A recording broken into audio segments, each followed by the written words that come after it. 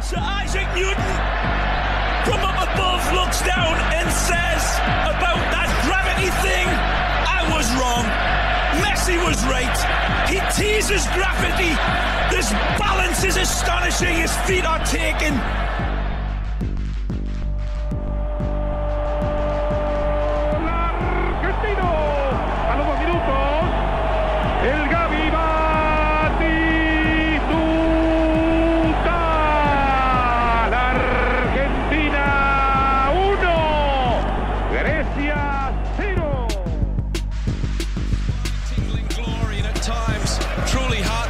Tragedy, but when you are part of Liverpool Football Club, you'll never walk alone. Hello everybody, I'm Hassan and this is The Football Comment. A podcast in which I'll try to review books and documentaries related to football or soccer, if you prefer to call it that way. Though I think you should not. It is just horrendous. It's soccer. Fuck you, man.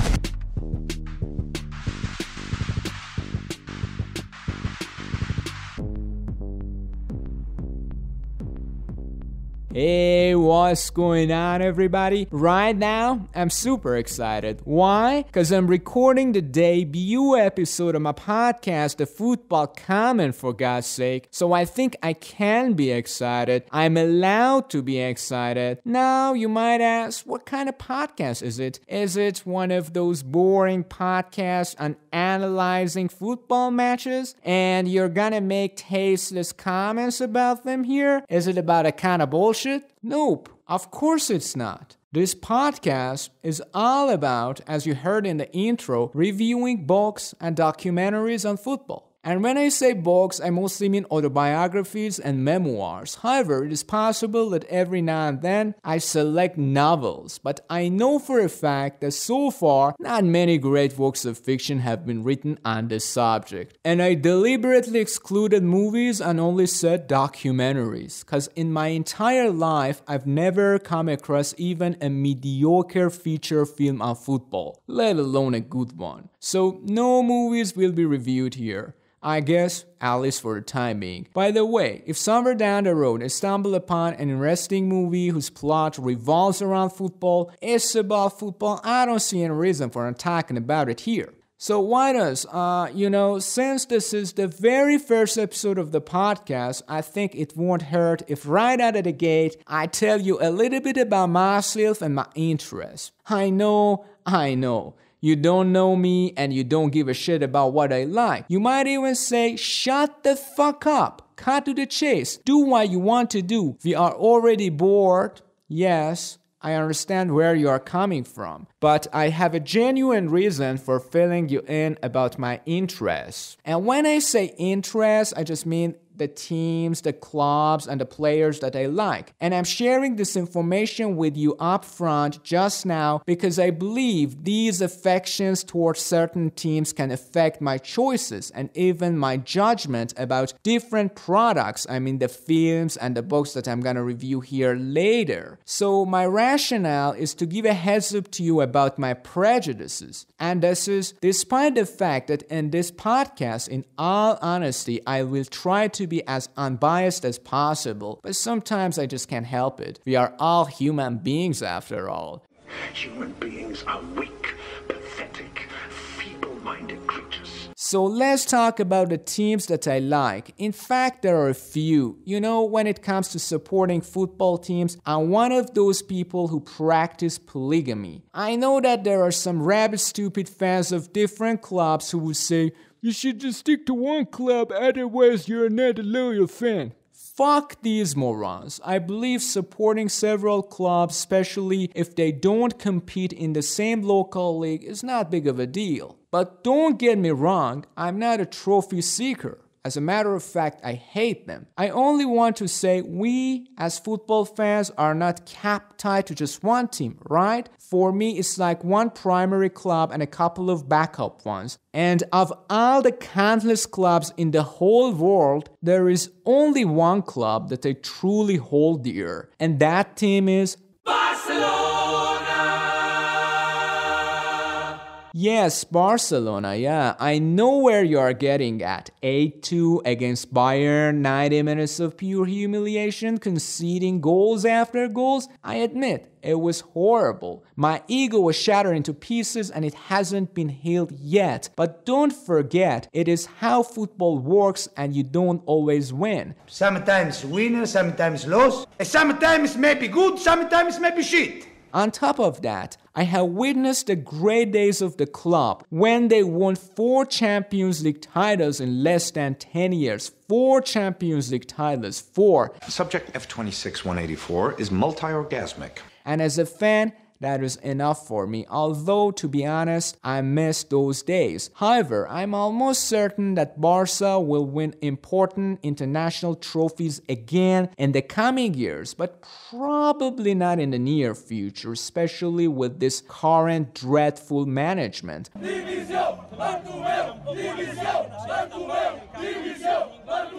With that being said, now because of what happened to Messi over the last couple of weeks, he was on the verge of leaving the club, but they forced him to stay. While it is highly likely that he will leave the club at the end of the coming season, I am a little bit on the fence about the primary club that I will root for in the next seasons, because definitely I'll support any club that he joins as long as he's playing for them. And God forbid, if one day he plays against Barcelona, that's horrible. I have to face the thorny dilemma of choosing between him and my favorite club. But even in this case, I think I still prefer Lionel Messi. You don't like to turn your back on the GOAT because he will eventually headbutt you. I don't want to be that person. Well, it seems that Bartomeu does. There are also 2 other clubs that I have a liking for. I promise, I'll keep it short. And they are Liverpool and AS Roma. Liverpool, in the beginning I started to support them out of my hatred for most of the other Premier League clubs. I mean, I sort of despised the so-called top 4, top 5 English football teams, mainly Manchester United and its manager Alex Ferguson, so I decided to side with one of their strongest rivals. The same somehow goes for AS Roma. I was not a big fan of them from the start, but somewhere down the line when Gabriel Batistuta, one of my all-time favorite footballers, joined the club and teamed up with Francesco Totti, whom I admire too, I told myself, look, you should support these bastards. And after a while, both of these clubs grew on me, and now I support them for the sake of the clubs and nothing else. And I consider myself one of their fans forever. Love of a sports team is a lifetime obsession. Kind of like your best friend's older sister, right? So now that we got this out of the way and you know about my prejudices, let's get down to brass tacks, which is reviewing and talking about the documentary titled Make Us Dream.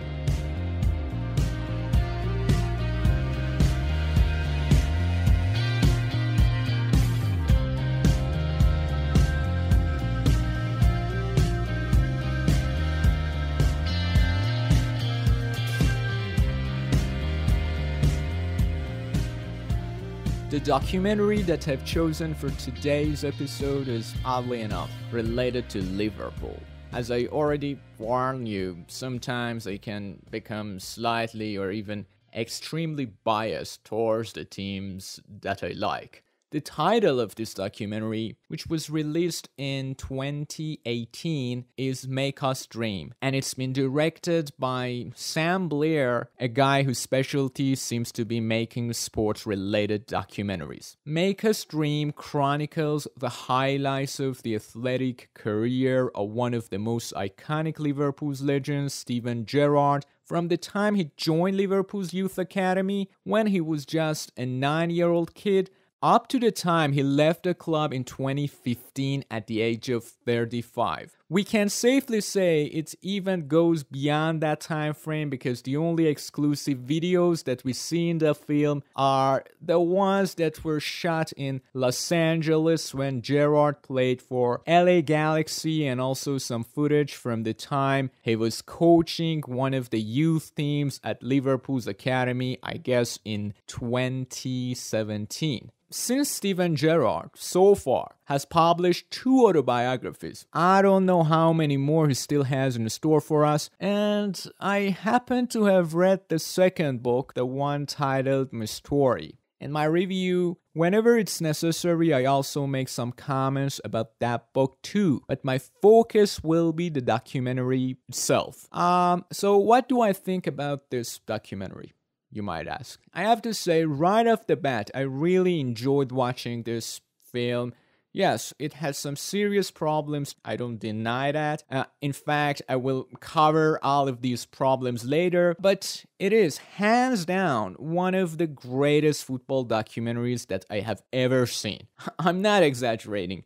I'm not saying that because I'm a Liverpool fan. Yes, the Liverpool fans will enjoy it more than others because for them, it brings back a lot of good memories. And it is about one of the greatest players of their club's history. But this film, documentary, I don't know, whatever, in and of itself is a fantastic piece of art. Yes, maybe this one was an exaggeration.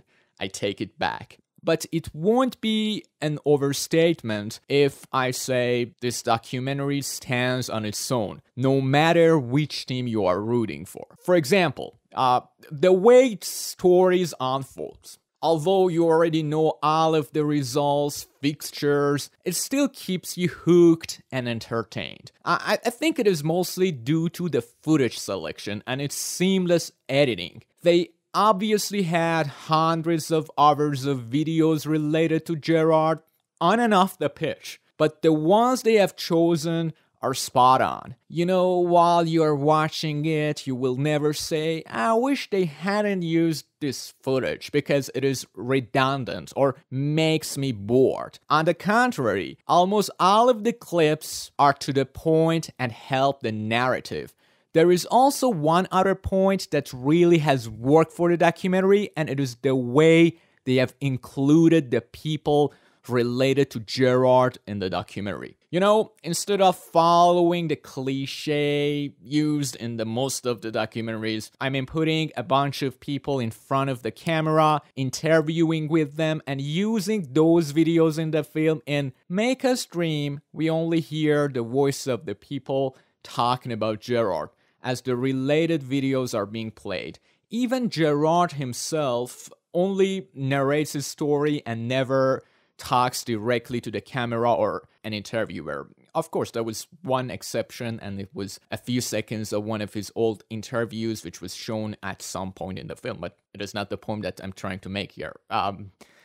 They haven't interviewed and put those interviews in the film. We only hear the voice of those people who talk about Gerrard.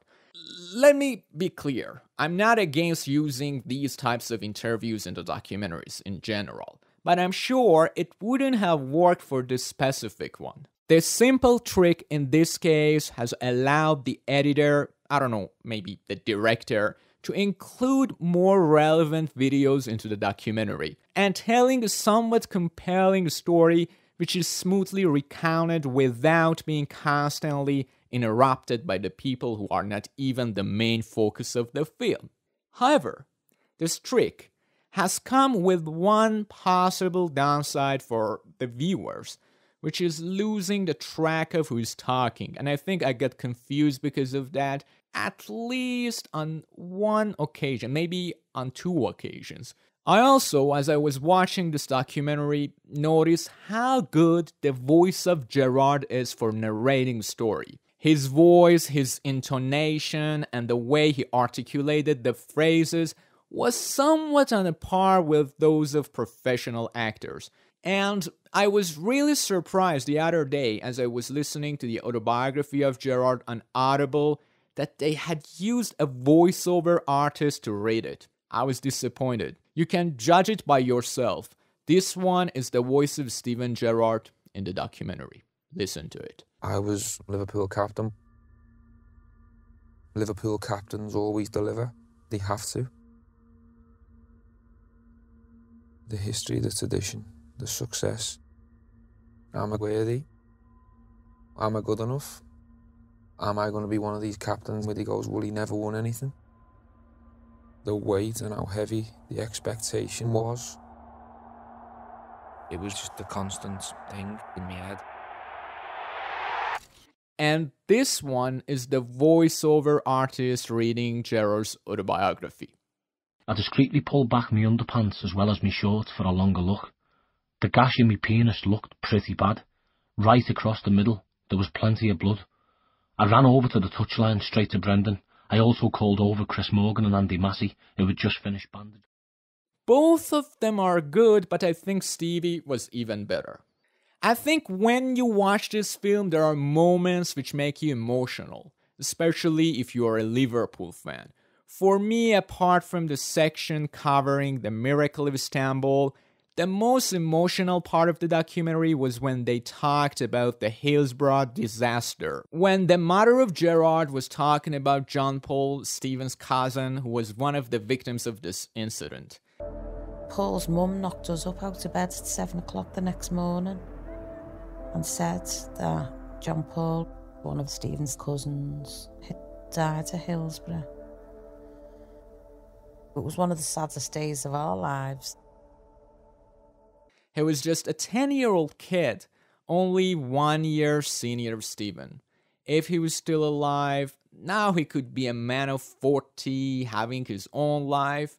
But now he is dead because of the stupidity of the police and the adults. When any innocent person is killed, it is painful. But it is even worse when children are the victims of such incidents.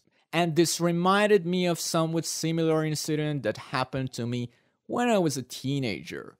I'm not exactly sure how old I was. I guess I was 13 or 14 when me and some of my friends decided to go to a stadium for the first time by ourselves. We thought that we had become some grown-ups. The stadium was a recently built arena which was located outside of the city. That day we missed the buses which took the fans to the stadium, so we took a taxi. The main entrance of the stadium was along a busy highway. But the taxi driver, that fucking douchebag, instead of making a U-turn and dropping us right in front of the entrance, stopped across the highway opposite the entrance. There was no pedestrian overpass, underpass, any crosswalks. They had opened their brand new stadium without even thinking about the spectators who wanted to cross the highway. It was a fucking highway. There were many trucks, cars, and buses driving down that highway. It was scary. We, a bunch of kids, finally crossed the highway in one piece, while those fast-moving vehicles could have easily hit us. And then, when we entered the stadium, the arena itself was like a construction site. Many things were still unfinished. The parking lots, the gates, even the stands were all over the place. And when the game finished, there was not any exit around us. We had to wait for the spectators in other sections to leave so that we could use the exits in other parts, and the stadium was packed with the spectators. And all of a sudden, some of the fans in our section, instead of waiting, started to jump from the higher edges of the stands onto the ground outside. And some of the people, including us, followed them. We were just a bunch of kids who wanted to go to their homes, and we were in a hurry because we didn't want to miss the buses again.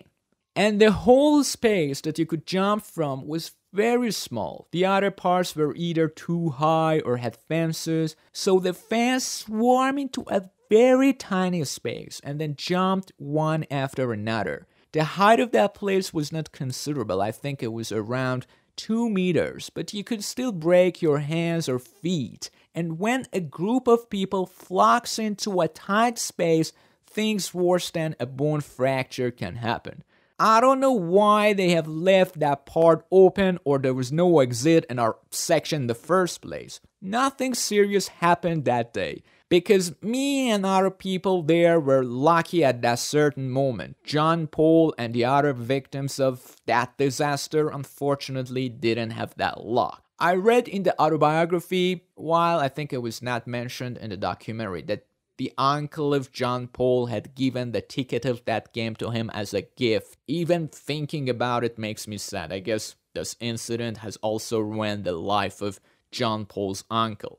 Okay, let's get back to our review. By the way, we will have a lot of these shifts in this podcast because here I don't want to just review the books or the films. Sometimes I also want to talk about my own personal experiences and tell you how the events depicted in these films or books relate to my life. Okay, I think the climax of the documentary, like the pinnacle of Gerrard's career, is the Miracle of Istanbul, that incredible comeback in the Champions League final in 2005. There is a scene shown in the documentary that I hadn't seen before when at halftime Liverpool fans are chanting "You'll never walk alone" at the stadium.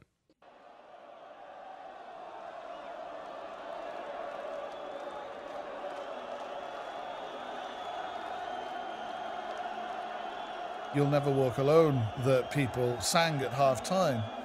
It was just a message to say, look, we haven't done ourselves proud, but we're still here. We can still bring 40,000 people to the middle of a ploughed field in Turkey. We're still somebody. But no one believed we were going to get back into this match.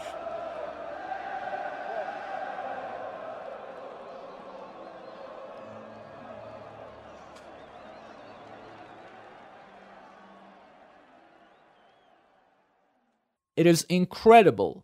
Your team is 3 goals down, had a disastrous performance, and you don't give up and you still have hope. Let's move to another point. Now that we rewatch some old football matches in hindsight, sometimes we can notice that how much bullshit the football commentators can produce. You know, their predictions, their speculation, which never came true. I spotted 2 of such cases in the football clips shown in the documentary. Definitely they had chosen them intentionally. One of them is after the infamous own goal of Gerrard in the League Cup final against Chelsea, and the commentator speculated that it was just the beginning of Gerrard's goals for Chelsea. And there is so much irony in that goal. Gerrard, many believe, has just scored his first of many goals for Chelsea. And the other one is after the second goal of Hernan Crespo to Liverpool in Champions League final, when the commentator thought the game was already over. AC Milan 3, Liverpool 0, and this final is over. I can't believe it was 15 years ago when Liverpool defeated AC Milan. We are getting old. Those days I was just a high school student. Even as a kid, I don't know when I was 10 years old, I always loved to watch Champions League games, but due to the time zone differences, the game started around midnight in my zone, and if there were extra times and penalty shootouts, the matches ended about 2 a.m. while I had to go to school the next morning, and I already had woken up early that day to go to school. To make matters worse, since I did not want to wake my siblings or my parents, I had to mute the TV. So everything was ready for me to fall asleep. It was always a constant battle of staying awake or succumbing to my exhaustion. I usually would stay up and watch the first half, then at the halftime I would tell myself, let's take a short nap before the second half started. But more often than not, when I woke up from my intended short nap, the game was already ended hours ago. Then I desperately wanted to find out about the results, but since back then, we did not have internet in our house, I had to wait until the morning to ask about it from my classmates. Over the last years of high school, we had dial-up internet connection in our house, but due to the cacophonic sound, I don't know if you remember, that the modem and even the computer made, it was impossible to check the results after midnight. I watched the 2005 Champions League final in such circumstances. In the beginning, I was widely awake, but Liverpool conceded an early goal. AC Milan was the dominant team, so there was not much excitement in the game for me, and it was the exam period. I was tired. I was still hopeful, but as Milan was scoring more goals, I drifted off to sleep. But this time, when I woke up, fortunately, the game was not over. It was exactly the same time when Alonso was taking the penalty. I could not believe my eyes. Liverpool had made an impossible comeback. It was crazy. The documentary brought back all of those memories. I'm not here to say we should fetishize the nostalgia of the past, but sometimes it feels great to be reminded of some of our good memories. This documentary is great in this regard. Make Us Dream is a standard documentary with a lot of positive points, but as I already mentioned, it still has some minor or even major problems which can annoy you, especially if you don't support Liverpool. In order to cover those problems, first of all, I have to tell you what this documentary tries to say. This documentary, this film, depicts Stevie as a hero, a legend who has been always loyal to his city, to his club, in spite of all the temptations, despite the fact that he had many offers from wealthier clubs with better players and managers, even at times when some of the Liverpool fans had become so ungrateful that a few of them insulted him or burnt his shirts. He stayed at the club, and while Liverpool, financially speaking, couldn't compete with many wealthier clubs, he won all different kinds of trophies with Liverpool. FA Cup, League Cup, UEFA Cup, even Champions League title. There is only one exception, and that is Premier League title. He got so close to it too, but he never achieved it, mainly due to enormous wealth of the foreign owners of some other English clubs. This is what this documentary tries to convey. Do I think what they show is not based on the truth? Do I have any problem with that? No, but I feel they have omitted some aspects of Gerrard's career that they thought might damage this depiction. Yes, maybe if they had included those parts, the final product wouldn't have been this entertaining. But I think it is not an acceptable excuse. We are not talking about the movie, and in the documentary, you are not allowed to sacrifice some parts of the truth in favor of your narrative or even your agenda. For example, the whole 115 matches that Gerrard played for England have been neglected in this documentary. You might say they wanted to just focus on the career of Gerrard and Liverpool, and even the title of the documentary suggests that. I don't think so.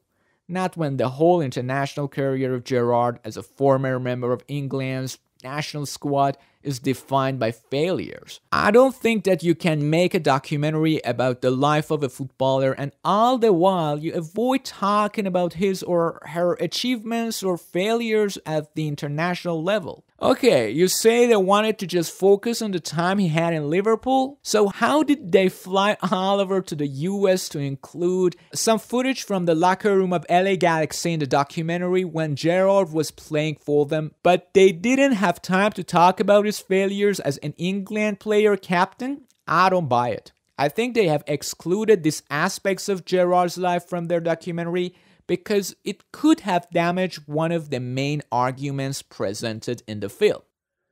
It is somehow argued that Gerrard only couldn't win the Premier League because Liverpool, despite its rivals, didn't have enough money to keep its top players or buy expensive footballers. So if you consider Gerrard's record as England's national team player too, he won't be that great player depicted in the documentary. Now he won't be that legend who hasn't won just Premier League title. Now he will become a player who competed in 6 major tournaments and never won anything at this level. And it is not just about winning the international trophies. Only a limited number of players are lucky enough to achieve it. Gerrard and his teammates in England even never got close to it. They never even got to the semi-finals in these tournaments. And apart from those 6 tournaments, there was Euro 2008 that England players, including Gerrard, failed to even qualify for. As I said, in the documentary, it is argued that Liverpool could not win the title because they couldn't afford the players that Chelsea or Manchester City or Manchester United had in their squad. Or even it was due to the departure of players such as Michael Owen from Liverpool. But Gerrard had some of these players around him in those tournaments. David Beckham, John Terry, Frank Lampard, Rio Ferdinand, Wayne Rooney, Paul Scholes, Michael Owen himself, the whole golden generation of English footballers. So I can understand why they've excluded these aspects of Gerrard's career from the documentary. They did not want to give this hint to the viewers that maybe Gerrard was not a top player, something that Alex Ferguson once had pointed out.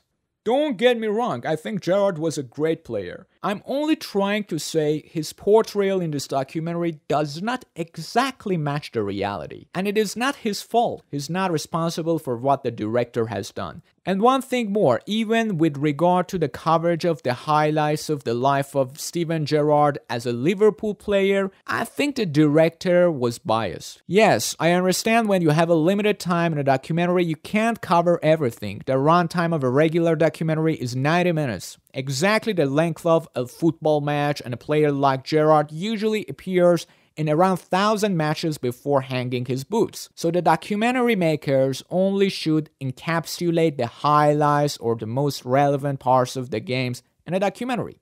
I understand that, but I also understand that there is something wrong when they cherry pick only the moments which support the message they want to convey. For instance, Steven Gerrard, during his time in Liverpool, got to the Champions League final twice. He won the first one, lost the second. These are the 2 most important moments of his life as an athlete. Which one is shown in the documentary? Only the one that he won. Why? I guess they thought if they include the second final in the documentary, they remind the viewers that 2 years after the Miracle of Istanbul, again Milan and Liverpool got to the final. The same managers, Benitez against Ancelotti, the same captain, Gerrard against Maldini, but this time Milan won the game.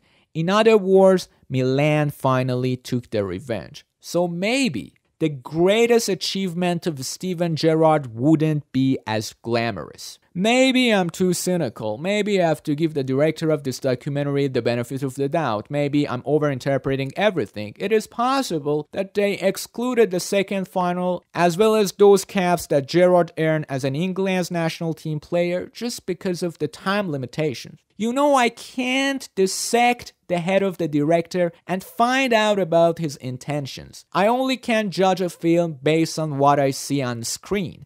The final product, I mean. And when I watched this documentary, I felt that they were following a certain agenda, and the portrayal of its main character was somewhat biased in his favor. There is also another interesting point that I want to mention now at the end of this episode. The documentary ends when Gerrard has returned to Liverpool Academy as a coach and he's managing some young players, and he says, "I'm here to finish my unfinished business," or something like that.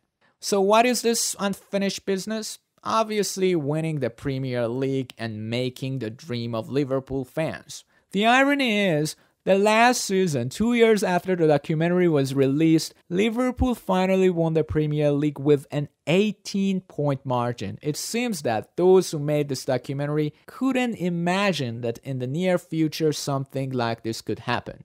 So all in all, if you're a Liverpool fan, you will enjoy watching Make Us Dream. If you're not, sometimes it can become annoying, get under your skin, but it's still an interesting documentary.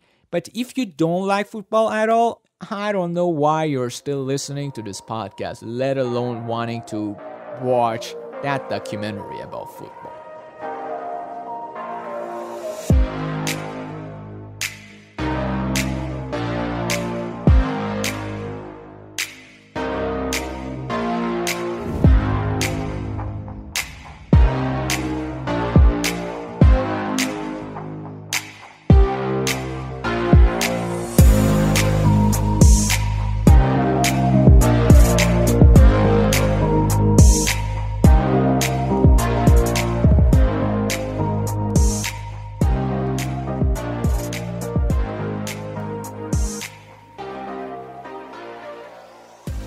Okay, that was the first episode of the Football Comment.